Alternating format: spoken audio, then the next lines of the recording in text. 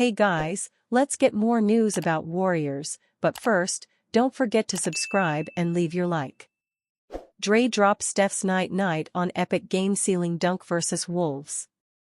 Draymond Green is the newest ambassador of Steph Curry's night-night celebration. It came with a twist only Green could have given it, too. Looking to put the game away late in the fourth quarter, Green threw down an emphatic one-hand slam to end any hopes of a Minnesota Timberwolves comeback in the Warriors' 114-106 win on Sunday night at Chase Center. The four-time NBA champion immediately busted out Curry's signature celebration while tracking Wolves center Rudy Gobert down the court. Yes, Gobert. The same one Green called barbecue chicken back in May. Green, after all, was in attendance at Team USA's Olympic gold medal game in Paris back in August to witness what is perhaps Curry's most memorable night-night celebration of his career thus far. And although it wasn't on the heels of a dagger three-pointer, Curry approves of Green's first-ever night-night celebration. Absolutely, Curry admitted post-game to NBC Sports Bay Area's Chris Mullin. I've never seen him do it. I know he was in Paris for the gold medal game. I'm sure he will hit a dagger three at some point. But the dagger dunk, that's new territory for the night-night because you won't see me do that. Though his top highlight of the night was his celebration, Green's impact covered both sides of the ball. In 31 minutes of play, Golden State's forward ended the contest with 6 points to go along with 7 assists and 6 rebounds. But, deservingly so, nothing will or should come above Green's night-night. If anything, hopefully it's here to stay. What we learned as Steph fuels Warriors' clutch win over Wolves.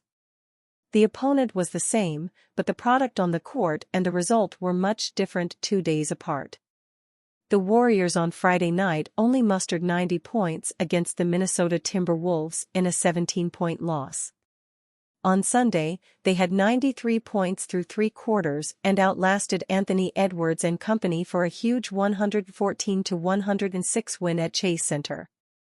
Draymond Green put the Timberwolves to sleep with an emphatic dunk, and then he dropped Steph Curry's legendary night-night celebration. Curry scored a game-high 30 points and made 5 three-pointers.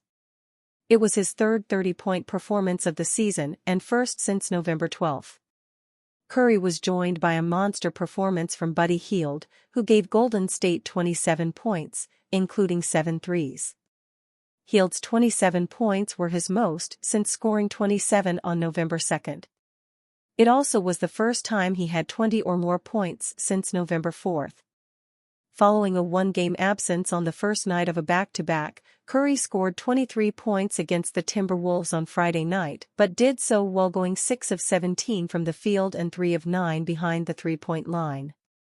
The Timberwolves are long, aggressive and have a stifling defense when they're at their best. Jaden McDaniels, at 6'9" with a near 7-foot wingspan, is one of the better defenders in basketball and makes nights hard for everybody, Curry included.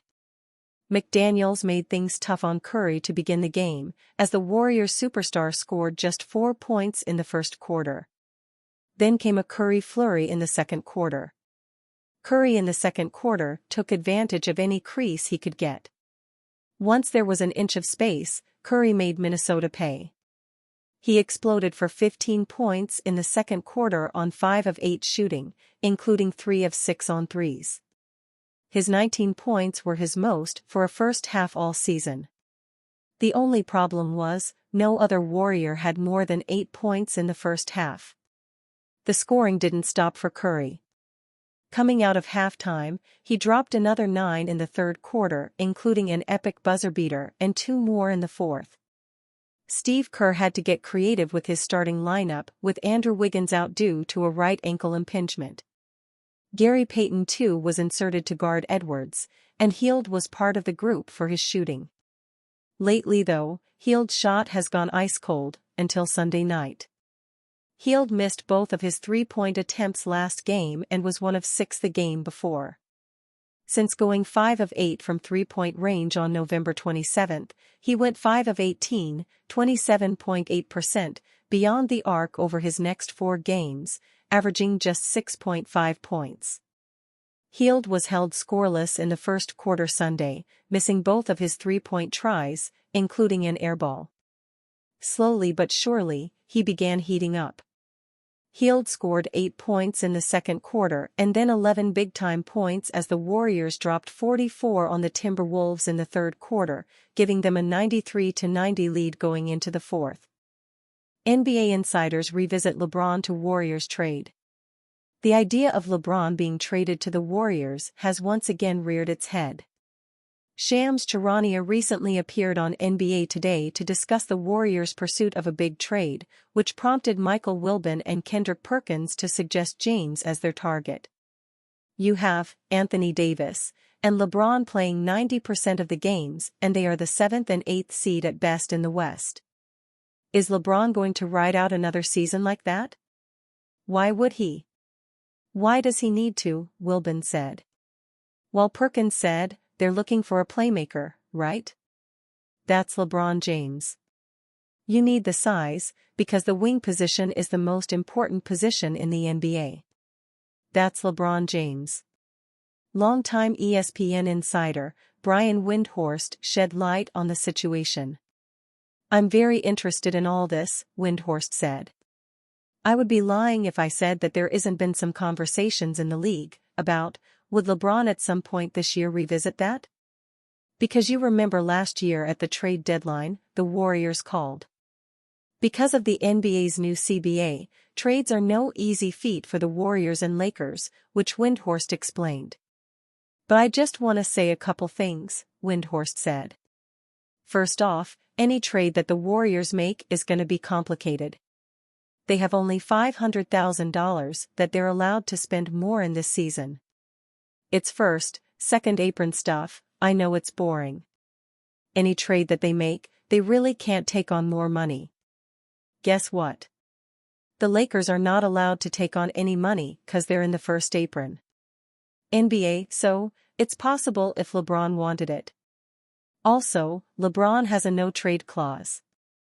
Also, the Lakers don't own their first-round pick. It goes unprotected to the Atlanta Hawks, he continued. So, I would just say that twice in the last 10 months, LeBron has had an opportunity to leave the Lakers. One, at the trade deadline last year when the Warriors called. The Lakers went to LeBron and said, "Do you seriously want to get traded?" He said, no. Last summer he became a free agent. He re-signed with the Lakers. LeBron has repeatedly made it clear he wants to be a Laker. And if that's the case, he's got a no-trade clause. There's nothing really to talk about. And you, fan? What do you think of the situation of LeBron James?